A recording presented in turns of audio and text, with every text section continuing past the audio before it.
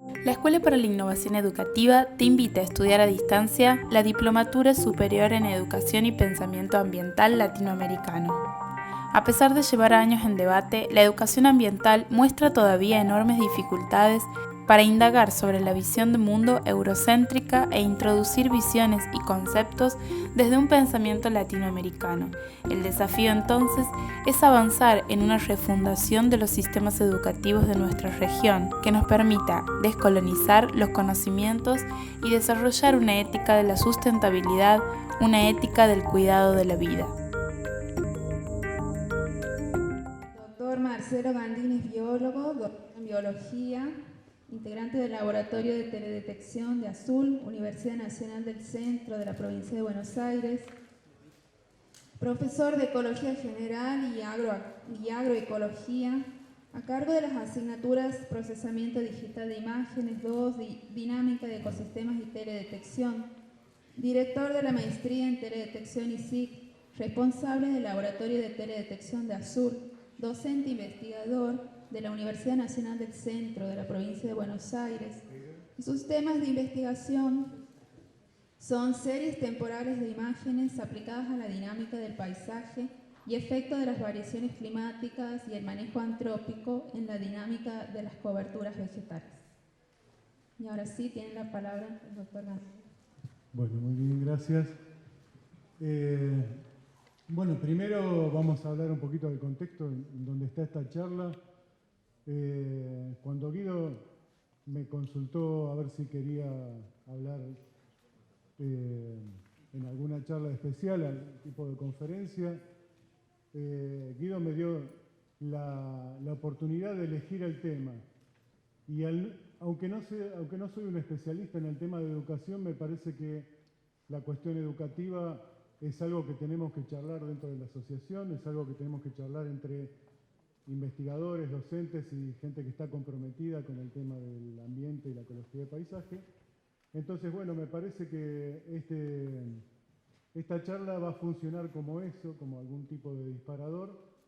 Y lo que me interesa es que, además de estos contenidos que les voy a mostrar un poquito de cómo es mi experiencia en educación y cómo la ecología de paisaje está metida entre toda esa experiencia educativa, me interesa también que compartamos experiencias educativas y que compartamos propuestas también educativas en cómo la ecología de paisaje puede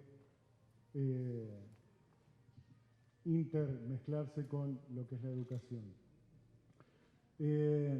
Como el lema era el paisaje entre ciencia, educación y planificación, el legado que dejamos, entonces mi pregunta inicial fue, ¿qué dejamos?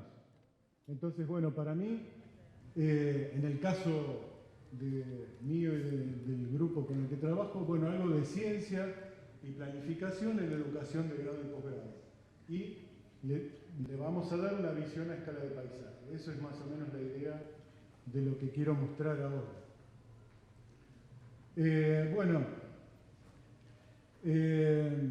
Me voy a basar un poquito en lo que decía Holling en el año 98, ya muy viejo, pero me parece que está bastante actual. Lo que decía era que la ecología está combinándose con las ciencias medioambientales y con la comprensión social y económica.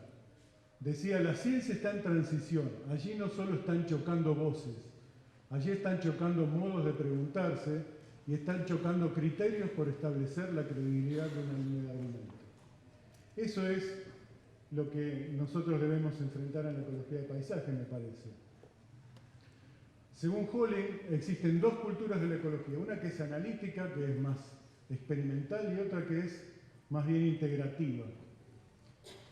Y bueno, en una editorial de su revista, Holling habla de que cada una de ellas tiene sus ventajas y desventajas y las cuenta. Y bueno, lo que me parece que tenemos que proponer es que la ecología de paisajes plantea preguntas obviamente bajo un enfoque integrativo y tenemos ventajas y desventajas. Entonces nos podemos plantear una pregunta directriz para ir intentando responder esto y empezar a mezclar lo que es la ecología de paisaje con la educación, que es la educación en ecología de paisaje, cómo está ubicada dentro de esa transición en la ecología, cómo está ubicada en ese cambio y en esa dialéctica entre la ciencia, la sociedad y la ecología. Bueno, tanto cambia la ciencia de la ecología desde ese año 98, que la ecología de paisajes se afianza como una ciencia aplicada, entre comillas, podríamos decirle, y incorpora también en ese proceso la revolución tecnológica de los sistemas de información geográfica, que bueno, es lo que se llama actualmente geomática. Y bueno, ya nos hemos dado cuenta en todas las presentaciones que hemos visto que es una ciencia integradora, por lo que tiene un gran potencial en educación. Y tenemos, bueno, tanto experiencia en grado como en posgrado, entonces vamos a intentar a base de ejemplos plantear un poquito este tema. Bueno, nosotros estamos trabajando dentro de lo que es geomática, entonces vamos a intentar meter un poquito también la geomática en la ecología de paisaje. Y bueno, ¿cuál es el sistema focal de la geomática? Es la superficie terrestre de distintas escalas. Entonces, algunas escalas, el enfoque de ecología de paisaje nos va a dar el cuerpo teórico, nos va a poder llegar a poder aplicar esa herramienta que es la geomática para responder a alguna pregunta a la escala que trabaja la ecología de paisaje. Como toda ciencia, cuando empieza a usar una herramienta hay como una serie de etapas de desarrollo que no son, nunca me gusta hablar de etapas, pero bueno, no vi la forma de verlo, de mostrarlo en forma diferente, pero uno puede decir que hay etapas en las cuales dos ciencias o una ciencia y una herramienta empiezan a encontrar una dialéctica y empiezan a fusionarse. La primera etapa, que es la que ustedes se imaginarán, que es una etapa descriptiva. Cuando yo tengo un sistema con el que quiero trabajar y me quiero hacer preguntas, empiezo a describir ese sistema. Bueno, la geomática se puede usar como herramienta para eso.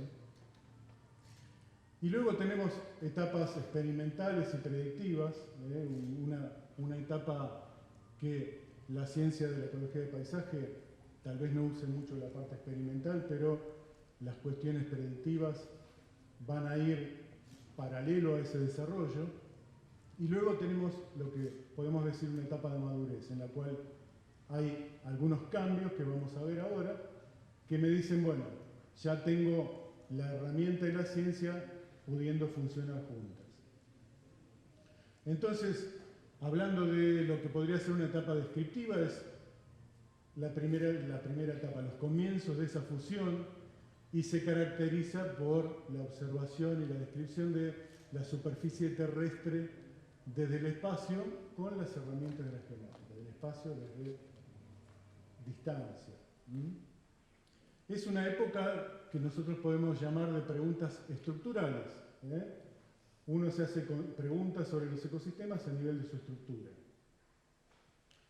Y bueno, después se va empezando a mezclar la ciencia con la herramienta y aparecen técnicas, herramientas que van a favorecer la objetividad de las preguntas que yo me voy a hacer. Paralelamente tenemos en Argentina el desarrollo del plan espacial. Hay una gran explosión y masificación del uso de datos de sensores remotos. Hay muchas herramientas interesantes para responder preguntas en ecología de paisaje. Y están disponibles para nosotros en Argentina en ese momento. Luego, una etapa intermedia que la habíamos llamado experimental o predictiva, en la cual las hipótesis comienzan a ser contrastadas con esos datos ya en sistemas informáticos. Y ya se empiezan a hacer preguntas sobre lo que es la dinámica espacial. Entonces, empezamos esas preguntas que teníamos sobre los cambios espaciales, las podemos empezar a responder con ese conjunto de herramientas, con esa cajita de herramientas que nos provee la geomática, más toda la toda esa explosión de datos que proviene del Plan Espacial Argentino. Y luego, bueno, una etapa predictiva, o de análisis dinámico, también la podemos llamar, en la cual se comienzan a desarrollar, se comienza a formalizar más matemáticamente estas cuestiones y se comienza a desarrollar, por ejemplo, se mezclan los índices como el índice verde en modelos mayores, como el NDVI y el índice verde, y las técnicas y herramientas ya empiezan a ser desarrolladas para responder preguntas específicas dentro de lo que es la ecología de paisaje. Como por ejemplo el tema de lo que son los cambios temporales en el paisaje. Y luego tenemos una etapa de madurez de los últimos años que ya podemos decir que existe un desarrollo grande de todas las cuestiones de modelos y ya nos podemos hacer preguntas sobre lo que sería la dinámica espacio-temporal y nos podemos empezar a hacer o empezar a responder preguntas sobre lo que sería el funcionamiento de los ecosistemas a una escala compatible con la escala de paisaje. Bueno, obviamente todas las etapas que están mencionadas no son excluyentes y obviamente todavía hay ecosistemas que no están bien descritos. Entonces, pero todo ese proceso ahora ya es más rápido porque tenemos las herramientas, tenemos la experiencia y yo creo que puede ser que el desarrollo de esta fusión favorezca la respuesta a las preguntas que nos vamos a hacer de aquí en adelante.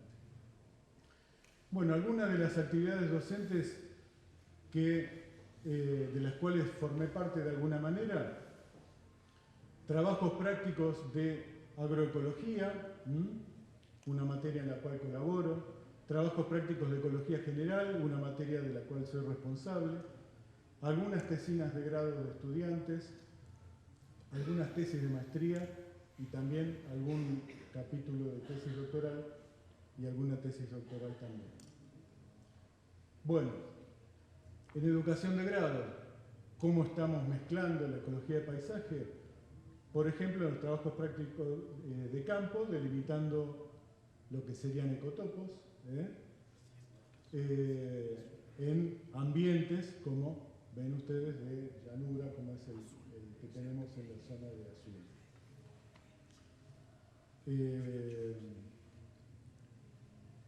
Además, dentro de lo que sería una tesina de grado, hemos trabajado con directamente preguntas a escala de paisaje, como es el tema de las preguntas de biogeografía de islas, cómo es la dinámica de los parches, y además eso se ha fusionado con lo que sería el análisis de la enseñanza del concepto de biodiversidad en la educación secundaria básica, del cual en esa tesina de grado fue responsable Bruno Lara, que es el que les habló recién.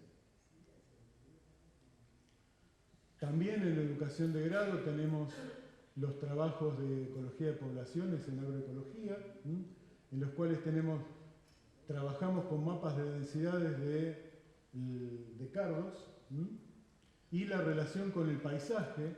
Entonces ya empezamos a pensar en lo que sería un desarrollo de descripción y predicción de cuál es la relación entre, por ejemplo, una maleza de cultivo y el paisaje.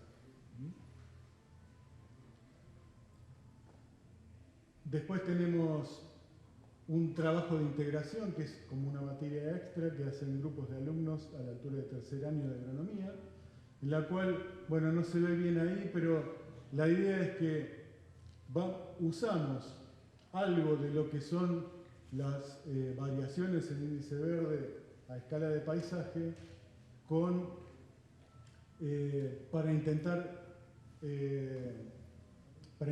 integrar justamente materias tan diversas como la física, la matemática y la agrometeorología dentro de una pregunta ecológica. Bueno, alguna listita nomás de trabajos de los cuales en la materia de ecología general, para aprobar la materia, a fin de la materia, digamos, a mitad de la materia se empiezan a hacer preguntas ecológicas los alumnos, los vamos guiando, hacemos indagaciones guiadas y al final terminan haciendo un proyecto, preparándolo ellos mismos con los conceptos que van tomando, que se van apropiando de la materia y van definiendo proyectos y llevándolos a cabo y los tienen que presentar a fin de año. Dentro de eso tenemos algunos de los proyectos que tienen que ver con ecología del paisaje, por ejemplo, estudios de fauna del suelo en distintas posiciones del paisaje, un estudio descriptivo, usos de parches de paisaje por abejas melíferas, también otro estudio descriptivo, y otros, por ejemplo, relaciones de comunidades vegetales con la posición en el paisaje. A esta altura de grado, recién conociendo la ecología, recién entrando en las preguntas ecológicas, fíjense que estamos a nivel de estudios descriptivos. También para los ingenieros agrónomos tenemos una parte que es un pedacito muy chiquitito de la materia, pero es un seminario de discusión con trabajos en los cuales, por ejemplo, en el año pasado presentamos un trabajo de maíz BT, Bacillus thuringiensis, resistente al barrenador del tallo. Y el concepto de área de refugio en agronomía, que cuando uno trabaja con un cultivo resistente a alguna plaga, lo que se propone es que se planten áreas de refugio en donde algunos de los predadores naturales de esas plagas o en general toda la comunidad de insectos que está relacionada con el cultivo pueda desarrollarse, pero también, o sea, analizamos eso digamos en el contexto de lo que sería la genética del paisaje, que es dentro y fuera de los límites del cultivo. Hacemos salir al alumno del agroecosistema y lo intentamos relacionar con los otros agroecosistemas que comparten el paisaje con ese agroecosistema.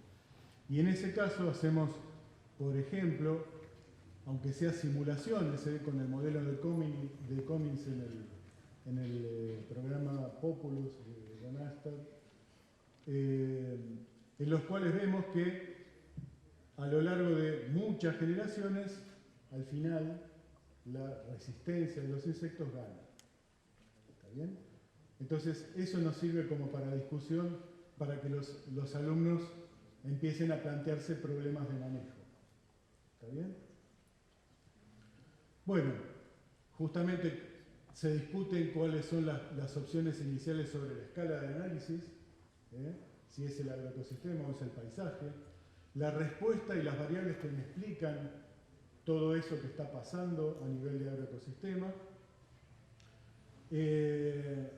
Y bueno, y lo más importante de todo, que es lo que tienen que llevarse ellos, que es la capacidad predictiva y las decisiones de manejo de los ingenieros agrónomos.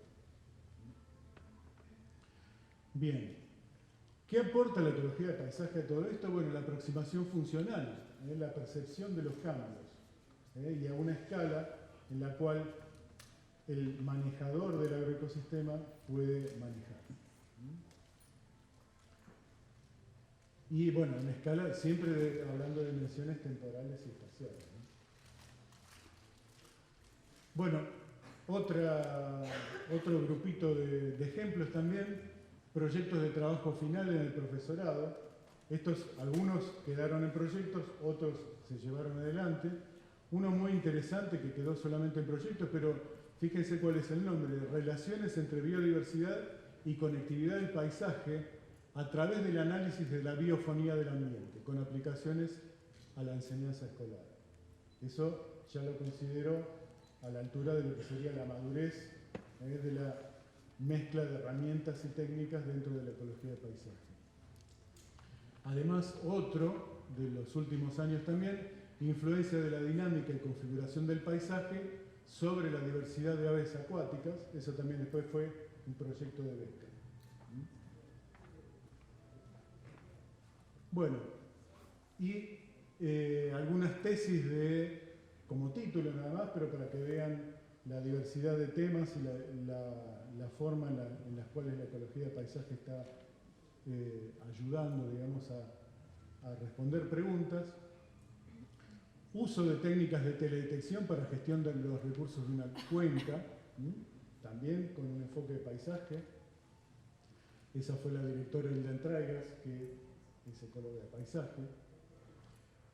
Una aplicación de técnicas multicriterio para la definición del trazado de un tendido de alta tensión eléctrica.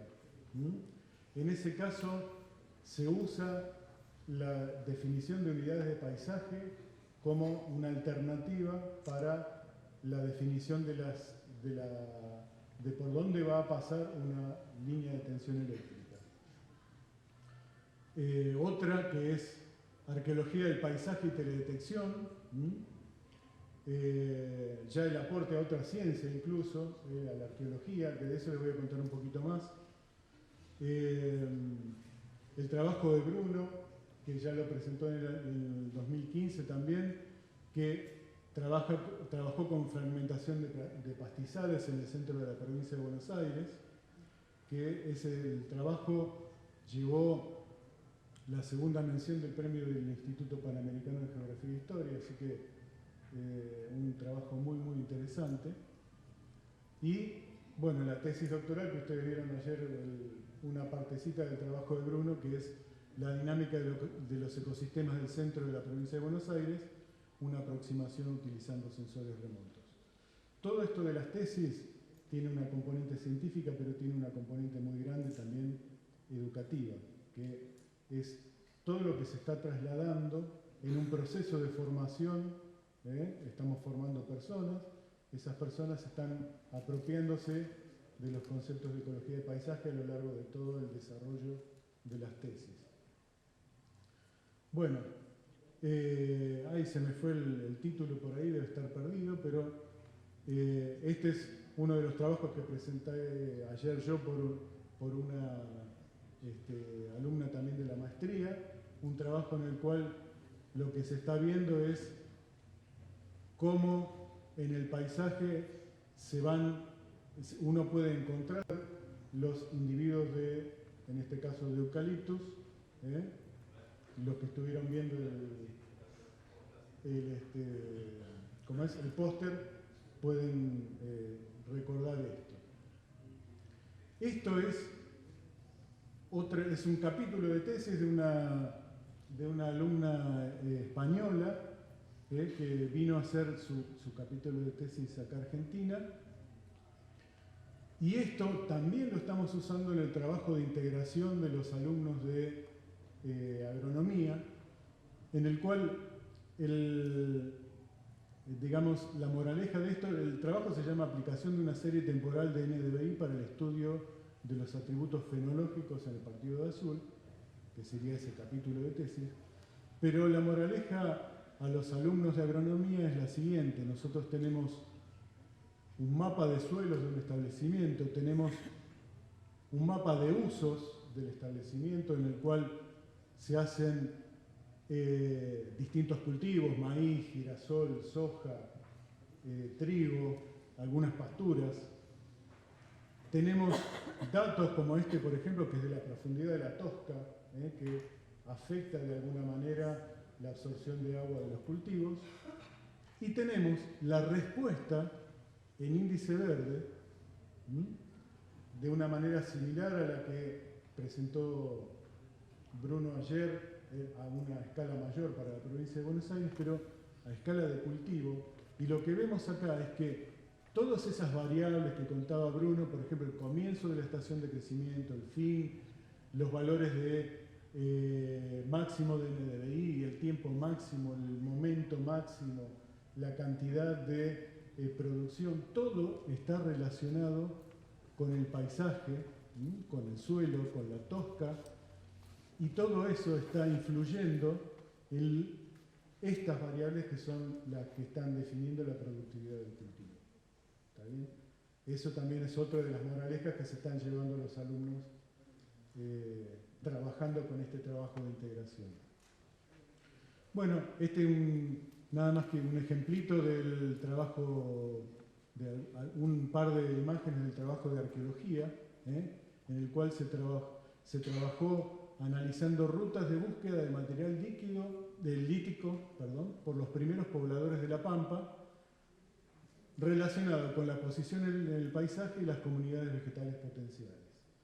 Lo que se trabajó es sobre cuáles podrían haber sido las rutas más probables entre las zonas de asentamiento humano y las zonas de búsqueda de material lítico, que a veces implicaban varios kilómetros.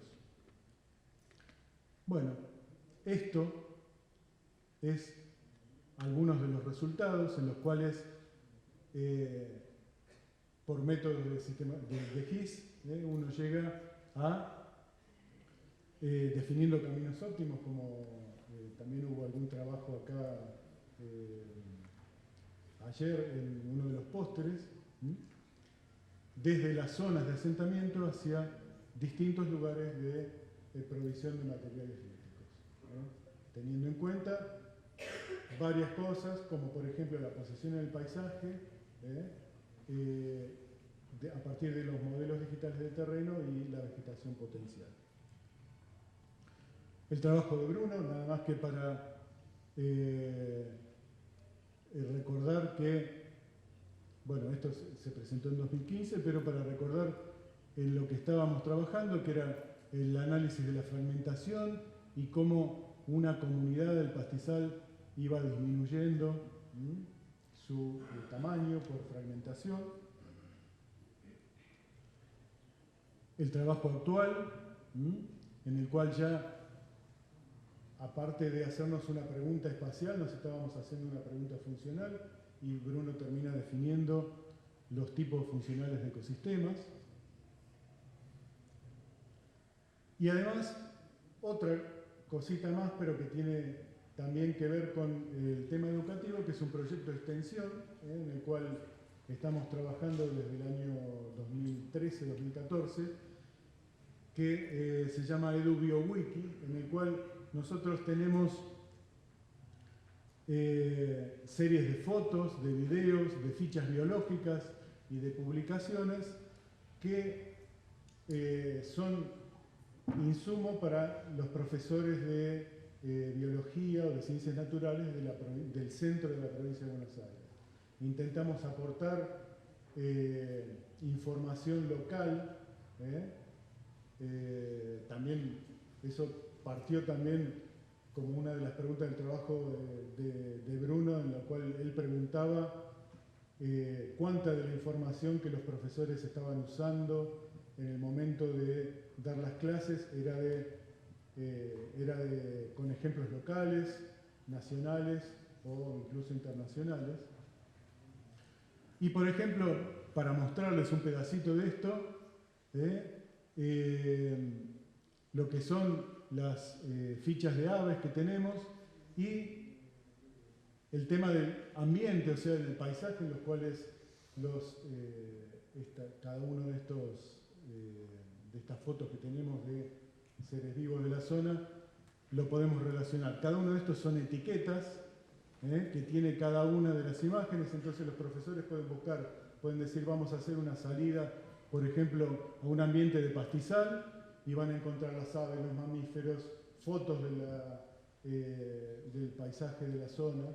Entonces tienen como algo para trabajar con los alumnos, incluso sin salir, porque a veces para los profesores es difícil llevar a los alumnos afuera porque tienen muchas restricciones. Bueno, un ejemplito de lo que son las fichas, también cómo intentamos que los alumnos ingresen esto dentro de las redes sociales con sus likes de Facebook o tuitear alguna foto. Esto es todo, está bajo licencia Creative Commons abierta.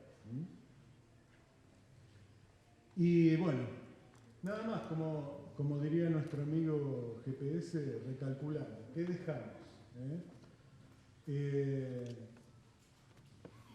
Creo que más o menos respondimos la pregunta que algo de ciencia y planificación en educación de grado y posgrado dentro de lo que sería la visión de escala de paisaje.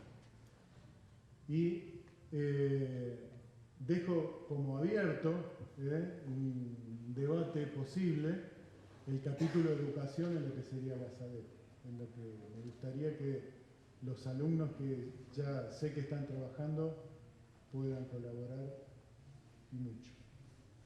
Y bueno, muchas gracias.